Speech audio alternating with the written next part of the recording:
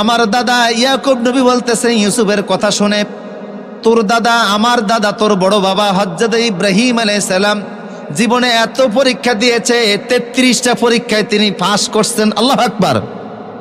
পরীক্ষার সংখ্যা ছিল 33টা, সবগুলি নিয়ে তিনি পাস। 100তে 100 পেয়েছেন। সবগুলি পরীক্ষায় পাস করার পরে আল্লাহ বলেন, ইব্রাহিম সবগুলি পরীক্ষায় পাস করেছ, এবার তোমারে আমি আল্লাহ কিছু পুরস্কার দিব। প্রথম পুরস্কার হলো ইন্নী জাইলুকা লিন্নাসি ইমামা। ইব্রাহিম, তোমারে গোটা বিশ্বের জন্য আমি আল্লাহ নেতা বানিয়ে দিলাম। কি বানালাম? 2 নম্বর, মিল্লাতা আবিকুম ইব্রাহিম হুয়া সাম্মাকুমুল মুসলিমিন।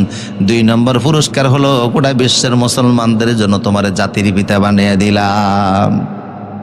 3 নম্বর পুরস্কার হলো তোমার কিছু জমি দান করলাম।